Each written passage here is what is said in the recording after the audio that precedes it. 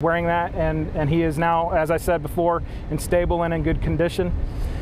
Another officer who was on scene at the time, fearing for that officer's life as well as the life of anyone else that may have been here in the shopping center, as well as probably his own life, returned fire, striking that suspect who fired upon our officer. Both the officer and the suspect have been transported to a local hospital where they're being treated for their injuries.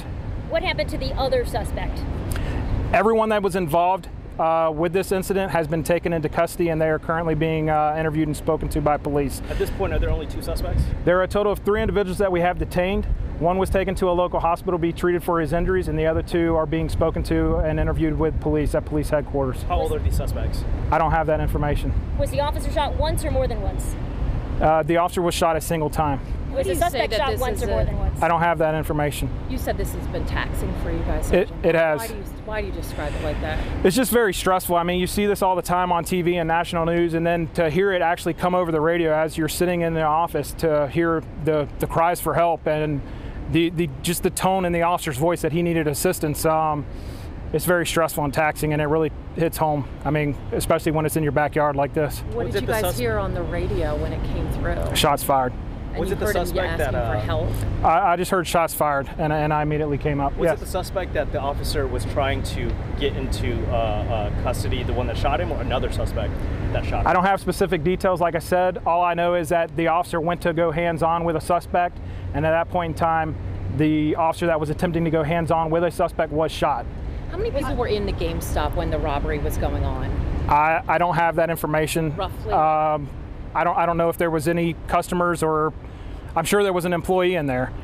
Other than the robbers and the employee, I don't have the information as to if there were any civilians or customers in the GameStop. Was money taken from the business? I don't have that information yet either. Did that bulletproof vest prevent him? Is that what saved? The bulletproof vest did its job, yes. And luckily he was wearing it. Are you guys going to be investigating this? The investigation is still ongoing. Again, it's in the very early stages, so there are a lot of moving parts. It's a very fluid scene right now. As you can still see, it's being worked behind me. As soon as I can get any more information to put out, I'll put it out. Do you know who's investigating?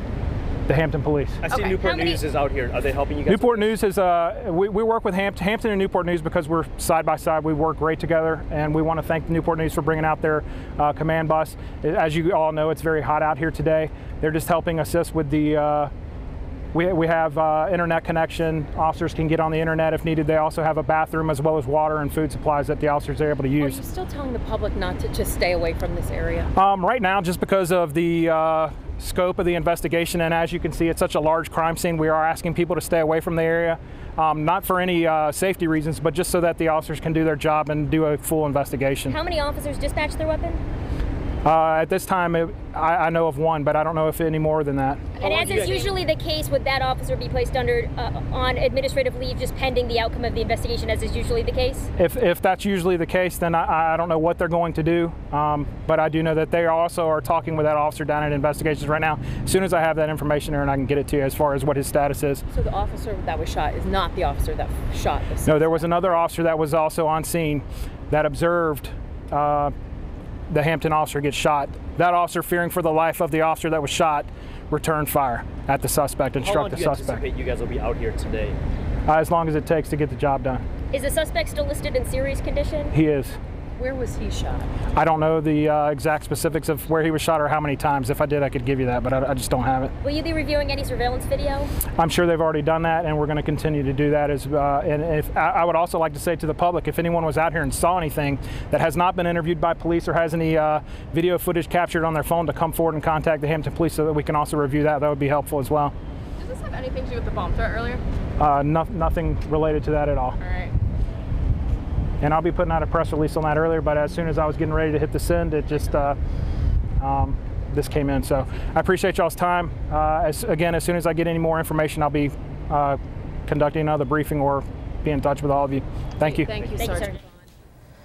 All right, you've been listening to Sergeant Bond with the Hampton Police Department explaining what happened starting around 2:34 this afternoon, and that's when 3 suspects apparently were trying to rob the GameStop, which is in that that shopping center at the AMC 24. A pursuit happened. They were in the process of that armed robbery. Police got on the scene. A pursuit happened. And when they were trying to take one of the suspects into custody, he fired a shot at the officer, hit the officer. That officer's in good but stable condition. And at that time, another officer, his partner, returned fire because he was fearing for the life of that officer. And he shot the suspect. That suspect in the hospital right now. 2 other people detained. We're going to continue to follow this story. We're going to have a live report coming up in just a little while. But again, that officer-involved shooting in Hampton in the parking lot of the AMC 24 theater, a pretty popular area there in Hampton at the corner of Hampton Road, Center Parkway,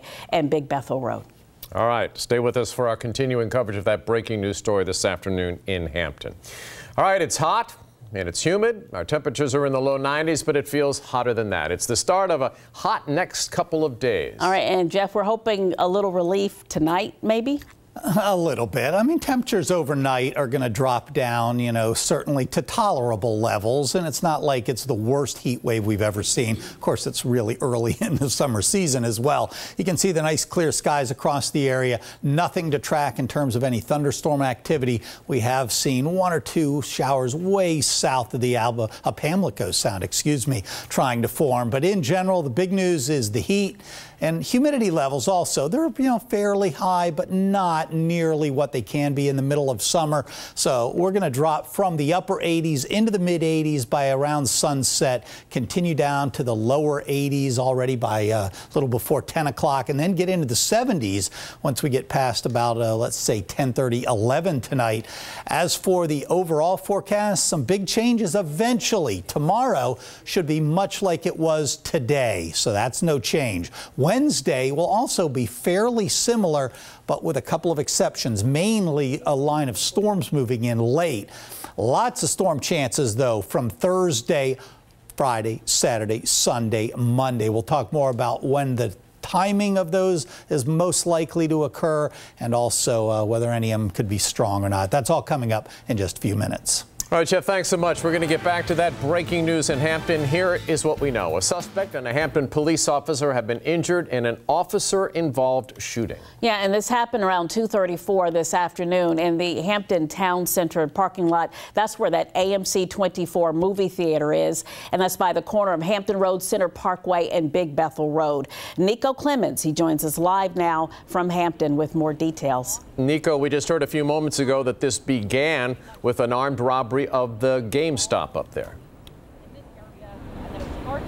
That's right, David. And Janet and Sergeant Bond with the Hampton Police Division, he stressed that this is a tough and stressful time for the Hampton Police Division right now. You're correct. This started off as a robbery at the GameStop just a few doors down by the AMC movie theater here in Hampton. Police say there are 3 suspects. They have 2 in custody right now that they're questioning, and another who was shot by an officer. He is in the hospital listed in serious condition. That officer is shot, but he is okay. Luckily, he had his bulletproof ballistic vest on. I'll step out of the way so you can see the scene behind me. Again, it's still a very active scene. This happened shortly after 2:30 this afternoon, or around 2 this afternoon. Again, police coming to the GameStop after a reported robbery at the business. One of the officers chased one of the suspects around the building as they were trying to arrest and detain that suspect. He ended up shooting one of the officers. Another officer who was here on the scene shot back and hit the suspect. Again, that suspect is in serious condition in the hospital. There are 2 other suspects as well. Police are not saying if they were also in the GameStop or not, but they have those 2 other suspects in police custody at this time. That officer is okay. Again, this is still a very active scene. Hampton Police emphasizing that this is a stressful time for them and the police division. Nico Clemens live with that update in Hampton, and we're going to continue to follow that story as we continue to get more details. Right. But right now, Virginia Beach police are on the scene of a death investigation. Officers found a woman dead in an apartment around 10 o'clock this morning. This happened at Summer Haven Apartments near Baker Road and Newtown Road. That's where our Jemmy Lee joins us now live. And Jemmy, what do we know so far about this scene? Hey, Hey, David, so the body was found in that first building that you see behind me. You can see it's taped off. Officers have been out here for over 7 hours now gathering evidence and investigating this case. I did talk to a couple neighbors who told me that this is a brand new complex. In fact, this first building here just went up about a month ago and only a few people live there. I talked to this one woman who moved in just 3 days ago, and she told me obviously she is very shaken and disturbed by this, and she had no idea who this woman was. Now, we did hear that the body was found in one of the vacant units, but police have yet to confirm that. They did tell us they hope to release more details on this case by the end of the business day or early tomorrow morning. For now, reporting live in Virginia Beach, I'm Jemmy Lee, 13 News Now. Tonight, several people are recovering after the deck they were on collapsed. This happened yesterday afternoon in a home in Virginia Beach. More than a dozen people may have been on that deck when it gave way. Allie Weatherton joins us live from Virginia Beach. And Allie, you talked to code inspectors today, and they have a message for all homeowners. Yeah, they say if you haven't had your deck inspected in a while, now is the perfect time to do so. Virginia Beach code inspectors say you need to look for rusty nails and rusty boards, and it should be checked at least once a year. Your tops, you can see how it's all warped. So the sun is baking that wood. Maintaining a wooden deck can be a lot of work. Just ask homeowner John Johnson. Rotten wood, splinters coming in the deck, find out if we have to sand something down, paint it, use a lot of bare deck over, things like that. Make sure they don't get splinters in their feet and just get general complaints. He rents out several homes to vacationers here in Virginia Beach and says sometimes he worries about how many people step foot on the second-story porch. And we try to do some kind of minimum if we can, and we put them in leases, and we try to stay within 10 people. While the contract is a verbal agreement, he says he works throughout the year making sure the deck is safe for everyone. Virginia Beach Housing Code Administrator Wells Freed says Johnson is doing the right things. Freed says if you're a homeowner too, you should keep an eye out for certain things. For any kind of corrosion to the fasteners, proper attachment of the ledger board to the structure itself is one of the main issues there that they need to check for, one of the most important.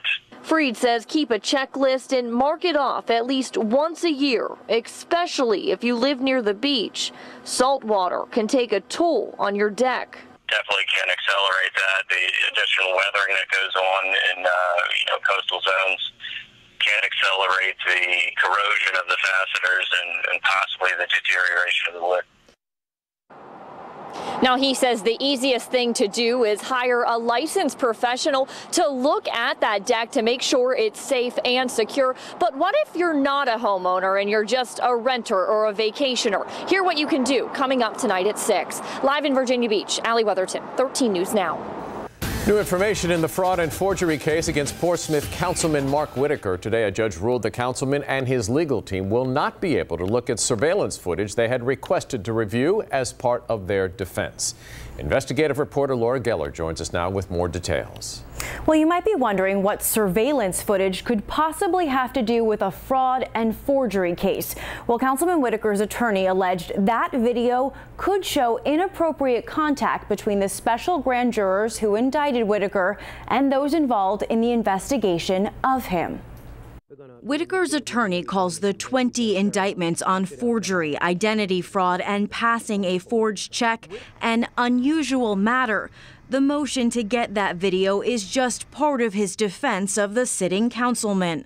Prosecutors argue that video is in the possession of the Portsmouth Sheriff's Office. And of course, we've told you that office is one of the agencies that investigated Councilman Whitaker and the finances and activities of his church, development company, and federal credit union. Judge W.C. Andrews, who was specifically brought in to hear this case, ruled the statute is clear. Because the sheriff's office is party to the case, it doesn't have to give up the video. Dr. Whitaker, do you have any comment on today's proceedings? 13 News Now was the only TV station with cameras outside the courthouse. We exclusively spoke with Councilman Whitaker. This was the first time he was in the courtroom for hearings in this case. Oh, we just thank everyone for their support. Do you think they've been fair so far? Appreciate all the support, and all of the calls and prayers we're getting from all around the country and around the regions.